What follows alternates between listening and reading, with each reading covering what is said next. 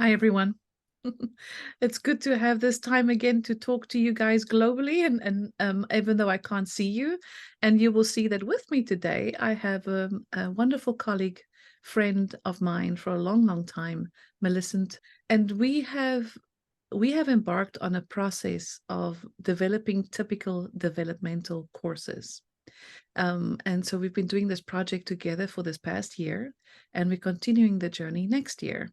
So I thought it would be nice for everyone to sort of know about what this is and what potential it holds for us to understand typical development.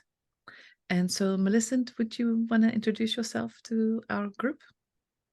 Hi, everyone. It's such a privilege to be here and to be able to talk about this and to be able to work together with Maude and the Academy on this project that's very close to my heart.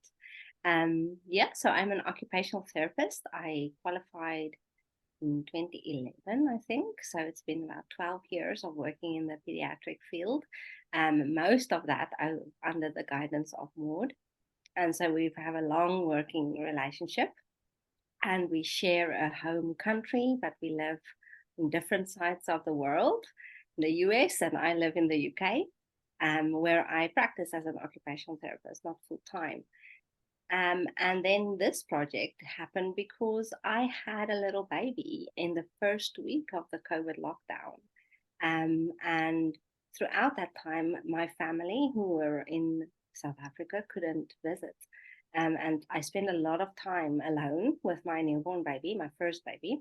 Um, and I took a lot of videos of her to share with the family and make them part of of everything. And that's sort of where I think because Maud and I have a really close relationship, she's part of that family group, right, on the social piece, and she saw the videos, and that is also, I think, where this project started. So I said to Millicent one day, you're creating a library of videos that is so incredible for everybody to see, and you're sharing it with our families. And I was wondering, how would you feel if we did something where we could share it publicly, in a format of learning, collegial learning, and having professionals surround ourselves around typical development?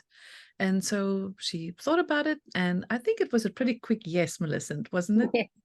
Yes, yes, it was. I think two things. I think the one thing was that it's my first child, as I said, and I've been working in the field previously for just over 10 years without having my own child. So I learned a lot.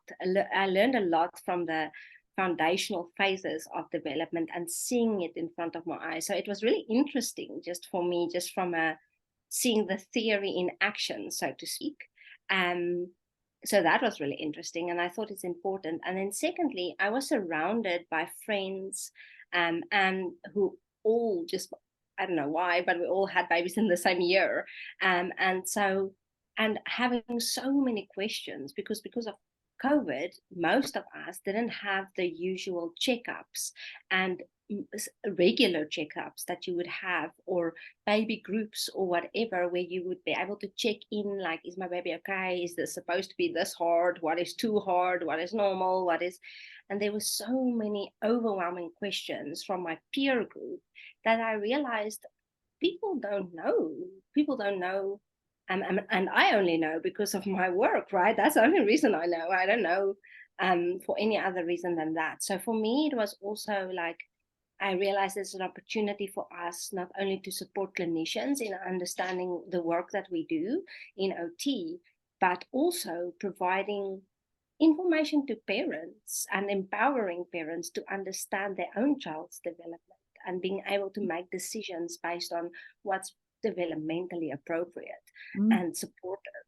And so I think those two things were sort of my main reason, you know. Yeah. And of course, I like working with you, so that makes it really easy. I mentor so many people across the globe, and really the questions that come up the most is, how do we know what is typical and what is not typical? And how do we even define that in our neurodiverse community today? So we have to um, we have to have our hats on quite securely in understanding what is really to be worried about, what is something to just sort of chill about, and what is something that we need to aspire for, and how do we as professionals have help families to have hope in the future, hope in what is possible from what we know.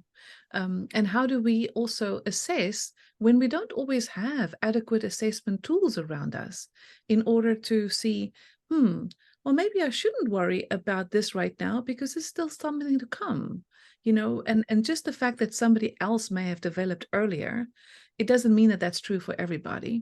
And just the fact that my father was late in developing that doesn't mean it has to happen with me. It's to have that reality, that piece of probability that we can bring to the forefront.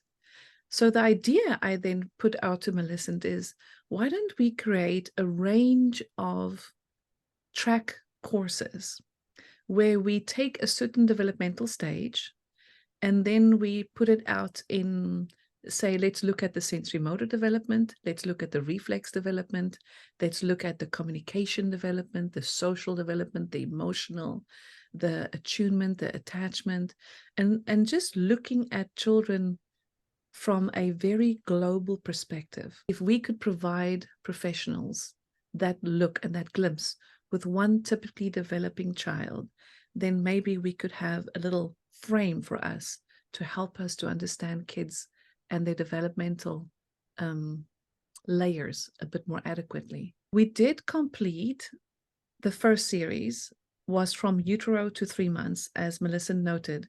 And so that series is in the recorded section on the Maude Academy website. We also completed 4 to 10 months, which is also in the recorded section of the Maude Academy website. And now we're working on getting the next track series together, which will be from 10 months to 18 months. And there she is. So she's a little bit smaller in the current series that we've done. But yes, we are following her quite closely. And she is just darling. Thank you so much, Melissa. Do you have a final comment for anybody? No, just looking forward to the work that we are doing because I think it's really important. Yes, I think so too. I think so too. We hope to see everyone there. If you want to go into track 3 in January, maybe a good idea to watch the other 2 tracks. Yes. And before you go there, but feel free to join us anyway. You can always backtrack, right? So until next time, everyone, take care. Bye. Bye.